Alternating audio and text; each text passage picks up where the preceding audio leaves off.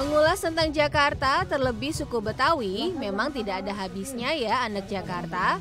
Mulai dari sejarah, kuliner, serta kesenian Betawi yang beragam, unik, dan memiliki karakteristiknya sendiri. Meski merupakan suku termuda, Betawi telah melahirkan beragam kebudayaan yang tidak bisa dipandang sebelah mata.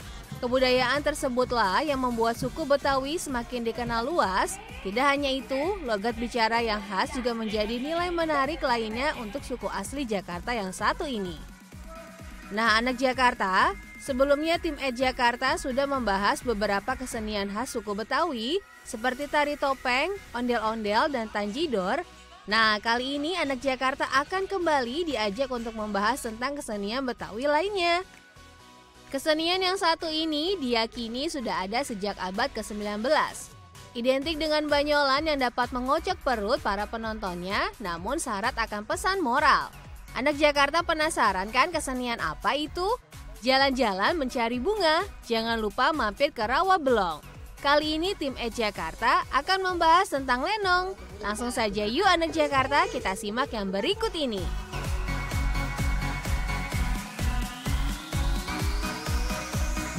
Kesenian lenong merupakan bentuk seni teater tradisional masyarakat Betawi yang tumbuh dan berkembang di kota Batavia pada era kolonial. Kesenian tradisional yang khas dengan iringan musik gambang kromong ini mengandung pesan moral, yaitu menolong yang lemah, membenci kerusakan dan perbuatan tercela, sehingga selalu ada peran seorang yang berjiwa kesatria untuk membela rakyat kecil yang tertindas. Tidak ada sumber tertulis yang menjelaskan asal-usul nama lenong. Banyak versi berkembang, salah satunya menyebut lenong berasal dari nama seorang saudagar keturunan Tionghoa, Lien Ong. Seorang yang menurut cerita rakyat biasa menggelar teater untuk menghibur masyarakat. Namun yang pasti, kini lenong sudah menjadi milik masyarakat Betawi. Pada mulanya, kesenian ini dipertunjukkan dengan mengamen dari kampung ke kampung. Pertunjukan diadakan di tempat terbuka dan tanpa panggung. Ketika pertunjukan berlangsung, salah seorang pemain akan mengitari penonton sambil meminta sumbangan secara sukarela.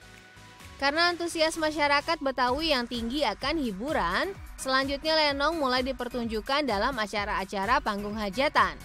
Baru di awal kemerdekaan, teater rakyat ini murni menjadi tontonan panggung.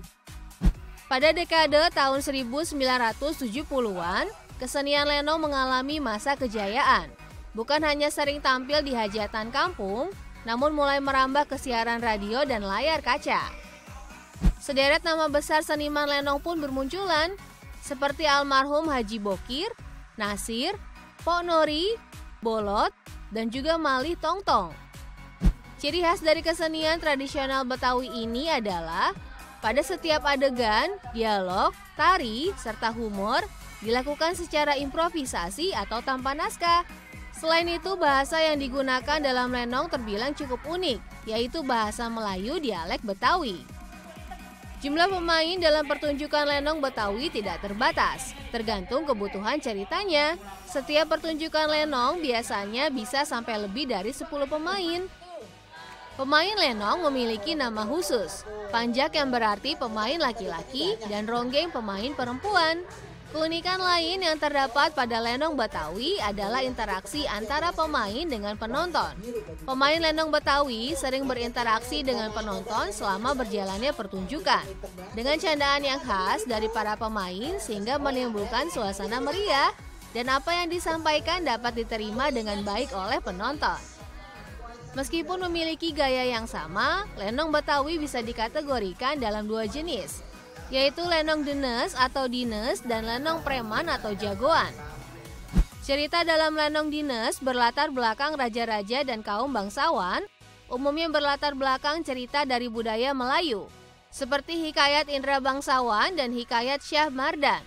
Dalam pementasannya, lenong dines menggunakan seragam resmi yang disesuaikan dengan tema cerita. Sebaliknya, lenong preman umumnya berkisah tentang keseharian masyarakat Betawi, tentang pendekar, jawara, dan jagoan seperti si Pitung, si Gondrong jagoan Betawi, serta si Jampang. Dalam pementasannya, lenong preman menggunakan pakaian sehari-hari dengan properti yang biasa digunakan para pendekar, jawara, dan jagoan. Pada lenong preman ini juga sering ditampilkan adegan silat. Kesenian dan masyarakat merupakan dua komponen yang tidak bisa dipisahkan bagi etnis Betawi. Kesenian lenong merupakan sarana untuk mengekspresikan gagasan atau keinginan masyarakat selain sebagai sarana hiburan. Lenong juga sebagai produk masyarakat Betawi harus dinamis dan terus bergerak mengikuti perkembangan dinamika masyarakat pendukungnya.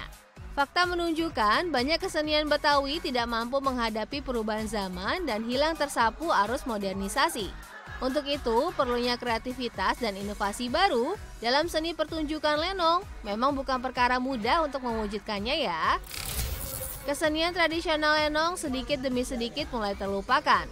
Banyak penyebabnya, mulai dari persoalan regenerasi, beralihnya sebagian seniman lenong ke media hiburan lain, serta terjangan budaya populer.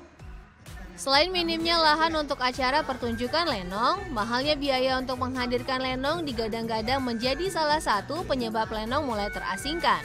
Meski banyak warisan budaya Betawi yang kian hari kian tersingkirkan, karena Jakarta sebagai ibu kota negara sekaligus pintu masuk utama perubahan zaman serta budaya asing ke tanah air, namun kita sebagai generasi penerus harus berupaya untuk menyelamatkan dan melestarikan budaya tersebut, agar tidak berakhir sebagai sejarah atau hanya sebagai hikayat yang diceritakan pada masa depan.